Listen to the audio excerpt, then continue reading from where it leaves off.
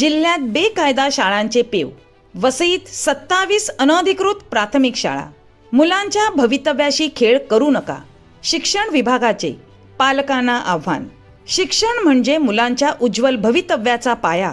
मात्र हाच पाया जर बेकायदेशीर आणि परवानगी विना उभारलेल्या शाळांवर उभा राहत असेल तर हजारो विद्यार्थ्यांचे भविष्य अक्षरशः अंधारात ढकलले जात असल्याची धक्कादायक परिस्थिती वसई तालुक्यात समोर आली आहे. पालघर जिल्हा परिषदेच्या प्राथमिक शिक्षण विभागाने चालू शैक्षणिक वर्षासाठी जाहीर केलेल्या यादीत वसई तालुक्यात तब्बल 27 प्राथमिक शाळा अनधिकृतपणे सुरू असल्याचे उघड झाले असून या शाळांमध्ये प्रवेश घेऊ नये असे स्पष्ट आव्हान शिक्षण विभागाने पालकांना केले आहे.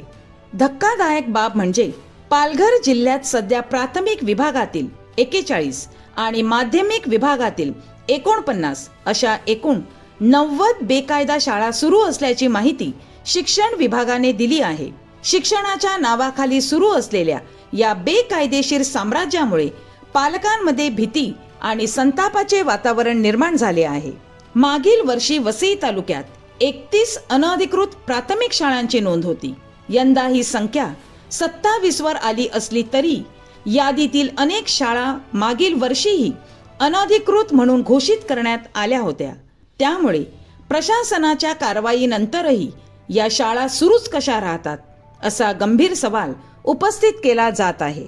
पालघर जिल्हा परिषदेच्या प्राथमिक शिक्षणाधिकारी सोनाली मातेकर यांनी या प्रकरणी कठोर भूमिका घेत कोणतीही आवश्यक परवानगी न घेता सुरू असलेल्या शाळांवर नियमानुसार कठोर कारवाई करण्यात येईल. संबंधित व्यवस्थापनाविरोधात गुन्हे दाखल करण्याची प्रक्रियाही राबविण्यात येणार आहे असा इशारा दिला. मात्र नागरिकांच्या मते केवळ कागदोपत्री कारवाई करून प्रश्न सुटणार नाही. दरवर्षी बेकायदा शाळांची यादी जाहीर होते. काही ठिकाणी गुन्हे दाखल होतात, दंड आकारले जातात, पण प्रत्यक्षात या शाळांना टाळे ठोकणे, इमारती सील करणे किंवा विद्यार्थ्यांच्या सुरक्षिततेसाठी ठोस उपाययोजना करणे अशा कठोर कारवाया होत नसल्यानेच बेकायदा शाळांचे जाळे दिवसेंदिवस वाढत असल्याचा आरोप होत आहे. विशेष म्हणजे मागील वर्षी एका अनधिकृत शाळेशी संबंधित गंभीर घटना घडल्यानंतरही प्रशासन पूर्णपणे जागे झालेले दिसत नाही. मुलांच्या आयुष्याशी खेळ करणाऱ्यांवर कठोर कारवाई का होत नाही असा संतप्त सवाल पालकांकडून उपस्थित केला जात आहे. अनेक पालक आर्थिक अडचणी, कमी फी किंवा घराजवळ शाळा असल्यामुळे अशा संस्थांमध्ये मुलांना प्रवेश देतात.